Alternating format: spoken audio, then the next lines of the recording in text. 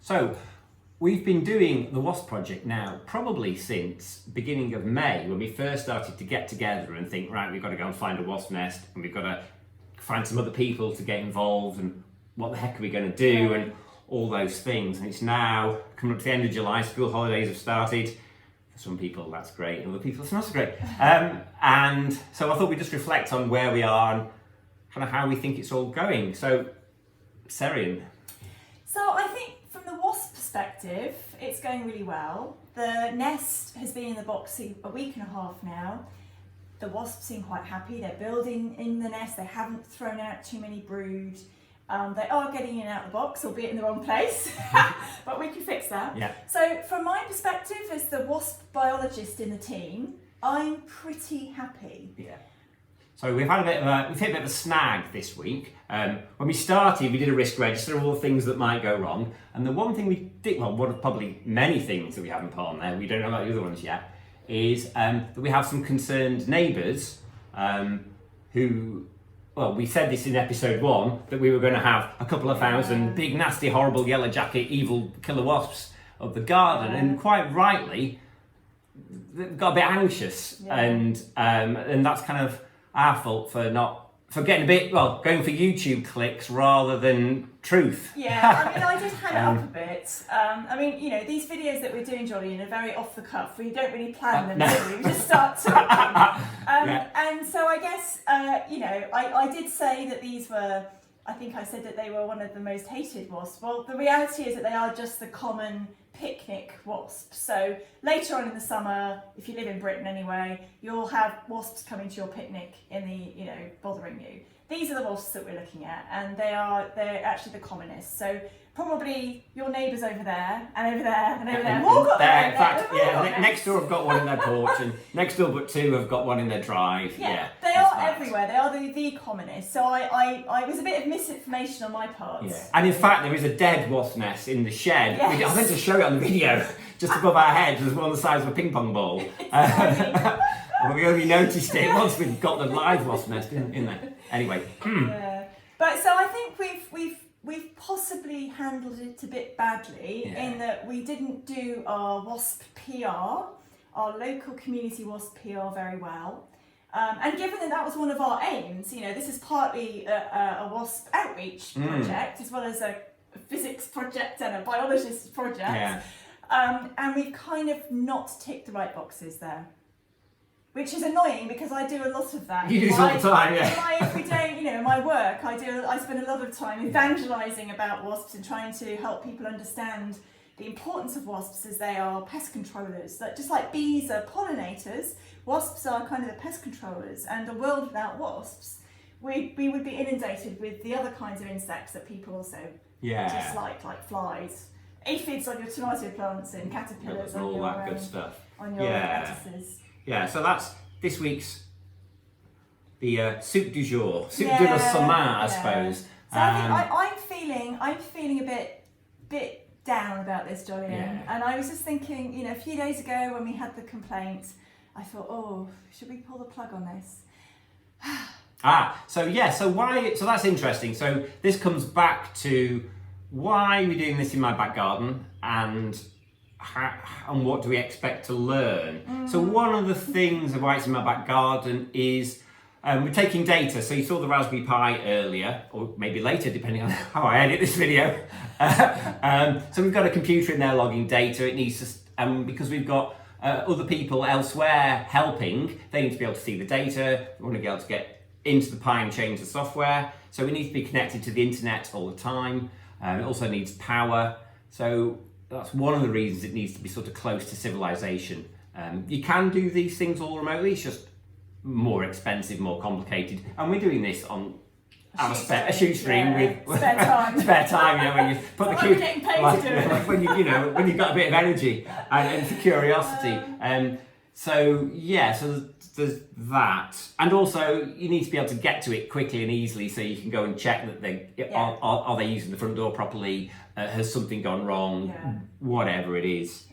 And we were asked, so what are you actually expecting to learn from all this, rather than just measure some stuff? So from the biology perspective, so I'm really excited about this. And when Jolyon came to me saying, hey, why don't we actually put a nest in the box and throw some tech at it and see what we can find, I was really excited because not many people have tried to do that. And I find that kind of peculiar because the wasps that we've got in that box are like the honeybee of the wasp world. They are like the most complex societies that we commonly find in the UK anyway. And so the reason I refer to it as the honeybee of the wasp world is because, of course, the honeybee societies are the most complex insect societies that we have within the bees. And we know so much about honeybees. We know, partly because we have a long history of a relationship between humans and bees. And they're economically valuable, aren't they? Exactly. So there's money People in it. value honeybees for I don't think that the same is not true from our... Well, I think it's purely due to ignorance that we don't have that same relationship with wasps. Right. Because we could be working much more closely with wasps, and in a time when we are so acutely aware of the use of chemicals that we use to kill insects, to kill pests, and how that's having a knock-on effect to biodiversity, we need to be coming up with more sustainable, environmentally friendly ways of controlling pests. And natural enemies, we call it biocontrol, is big industry, big business, and of growing importance, such that we can live in more in harmony with nature rather than working against it. And wasps are one of those groups who are really potentially very good biocontrol agents. And that means that they eat other insects, and particularly they like to eat the key pests of your crops in your garden, or agricultural crops, which are the caterpillars and flies. So an organic farmer, for example, would be interested. Yes. Okay, and this relates to, you were telling me that on an industrial scale in agriculture, if you want to get your crops pollinated, you will order a couple of articulated lorryfuls of bees to turn up, and they'll go and do their thing, and then they'll go back into their hives, the doors will come down, the lorries will clear off and do the next farm. And you can imagine the same sort of thing happening with a lorry load of wasps, and they just go out and eat all the pests and then clear off and do the next job or something. Potentially, or that we come up with a way whereby we can farm wasps and keep them in places that are safe, away from people, away from farmers and communities, but they were able to access those fields. And one of the things that we're really developing in my research at the moment is trying to work out the value of this and how we can exploit wasps in this way, particularly in developing countries, where they have a much smaller scale. Because I have a very UK-centric view on this. Exactly. And so I think the real potential for wasps as biocontrol is actually in these developing countries, and we've been working with people in Africa and in Brazil trying to do exactly this, to work out how we can use the incredible diversity of wasps that they have out there, puts us to shame, to be the pest controllers on the farms and these are families who have a field out the back that they grow their maize in, and they live off that maize, and if these pests come in, of course, because then they can't afford the pesticides, and mostly in these countries you can't get access to. And the pesticides they can't, because they get in the evil pesticides that have been out-regulated and you can't use in the EU. So it's just generally a bad deal. Yeah, of course. So I think there's a lot of potential, and this is kind of cutting edge. Cutting edge in the kind of world of the unknown, because it's people. But in fact, the fact that we've had this response of our own community to wasps. The slight horror and fear is exactly the reason why it's an uphill struggle to try and develop wasps as biocontrol agents, because it's normal for people to not like wasps. We know that people don't like wasps. We know that people don't like wasps because most people don't understand what they do. That's true, because when Jasper started his project last summer, I knew Jack about wasps. And he was explaining to me the whole thing of why they're so irritating in late August, because they're like drug addicts and they are trying to get sugar. Because they've got no. And they're unemployed drug addicts, is what they are. They're furloughed workers. Okay. At the end of the summer. I was like, okay. And it was interesting that it altered mine and his attitude to the little blighters when because we had a massive nest in the You're loft very last year. tolerant. You have been living with wasps very adequately. So yes, okay. So I think it's totally understandable that our neighbours are concerned and anxious. Yes. And we have a duty of care to make sure that we keep them better informed. Yes. Which is why we do these. Yeah, and to keep the conversation going with them, because I know that you've been round to talk to them, John. Yeah. And we're thinking of doing an open door. If you'd like to come round and have a look, a knock on the door, whatever. I get it. That's fine. Yeah. I'm happy to do that. Yeah, and it's perfectly safe. If it wasn't, I wouldn't be going in there. We wouldn't be letting Theo in there, would we? Poor Theo. Right, okay, that's good. And so we've talked about what we're learning. So actually, no, what we're learning. So I think by having, what are we going to do? We're going to be measuring the mass, and by measuring the mass, it will give us an insight into how quickly the nest grows. And the nest is incredibly small at the moment, right? It's about the size of a big apple. It occurred to me, it's going to have an R number, isn't it? It's going to be it's going to be pandemic maths. Oh, right. So it's going to grow exponentially because the rate of growth of the nest will be Yeah. proportional to the number of wasps, the number of workers. Yeah. So we will see a logistic curve. Yeah. Look it up on 3 Blue 1 Brown or Number File for you maths nerds watching. Highly recommended those 2 channels. So what's going to be great, Julian, is that hopefully we'll be gathering those data, and it would be great if we can make those data available to our viewers as well, so they can actually see the data, and we can maybe plot the graph and show how the mass is increasing. So that over the long term, the nest is going to be changing and hopefully increasing in mass. But then over the short term, the fluctuations within a day, we're hoping, if the scales are sensitive enough, that we'll be able to see when all the wasps are out foraging and when they come back. Yeah. I'm still a bit sceptical. I'm a bit sceptical too. Yeah, exactly. It depends on how sensitive. If you don't give it a go, you won't learn. Okay, so there's that. But also the next thing that is super exciting is the vibrational spectroscopy. So we are replicating some work done by Martin Benksick at Nottingham Trent University, who's measured how honeybees talk to each other. And they basically, I forget this right, rub their tummies, or the pupae, is that right? Or the actual workers themselves? I think both. Both. So they rub their tummies on the nest, and the table might wobble here, but they do this, right? And you can't hear it, but you can sense it. So we're getting some accelerometers.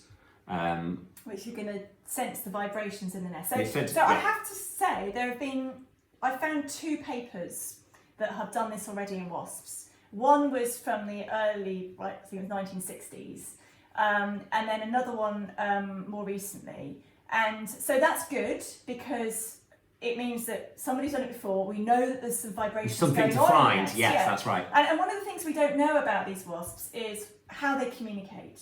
We know that they're not as good at recruiting other workers to patches of forage as bees. Bees are brilliant. You know that your bees going to come back to the nest. The honeybees in particular, they'll do this waggle dance, and they will communicate a precise location of the forage. And they use the sun and the direction of their bodies and the waggle and the number of waggles that they do. It indicates the distance. It's truly amazing. Maybe we'll video the wasps doing a. Well, I mean, so probably the wasps aren't as good, or there hasn't been such strong natural selection for them to recruit in the same way as bees do. And this makes sense because if you've got a patch of flowers, it's a static patch of flowers. And it's really good to tell your nestmates about it. Come and forage here, there's a really big patch of flowers. But because wasps are predators, it's quite rare that they find a big patch of static prey. They get eaten, don't they? And so there isn't a strong selection for there to be a really, really good recruitment behaviour. I thought there was a thing that, you could tell me if this is a thing or not, right? So when you're at the pub having your orangeade or your fizzy lager, and you squash the wasp. Yeah. Does it tell all its mates there's danger and they all come out? Or is that true or not true? I don't think it's true for the wasps that we get. Aspula vulgaris, right? Okay. But there are certainly wasps in the neotropics that have an alarm pheromone. Okay. And they will release an alarm pheromone which will potentially attract other wasps in. Okay, that was a very long conversation, which I think we will stick on uncut for the very keen viewer. I'm not sure the retention statistics are going to be very, engagement stats will be particularly good, but it's all there. But our aim for the week, Jolyon, what are we going to aim for? What's our... This week? Yeah. Are we going to try and talk to the neighbours again? A bit more public engagement? I think that would be a good thing. Yeah. Yeah. And maybe we can get the rest of the team on camera. Because there is, that's true. There's a lot going on behind the scenes. Yeah, there's Peter in Blueberry and Thomas, who's teaching himself Python. Which is brilliant. And whoever else is watching and thinks, "Ooh, yeah, I could edit their videos better." Yeah, you can get involved. I could do better branding on the thumbnails. Yeah, if you think Johnny's videos are too long, then please volunteer to cut the videos down for us. So. Yeah, all help gratefully received. Or maybe you want to do, write some Python code to do some cool stuff. Who knows? Yeah. It'll be good. Right, I think that is enough of that. But post some comments on the video. We'd like to, if you've got any questions or concerns or interesting things to tell us about. Maybe you've got a wasp nest in your bedroom at university and you're wondering what to do about it. Who knows?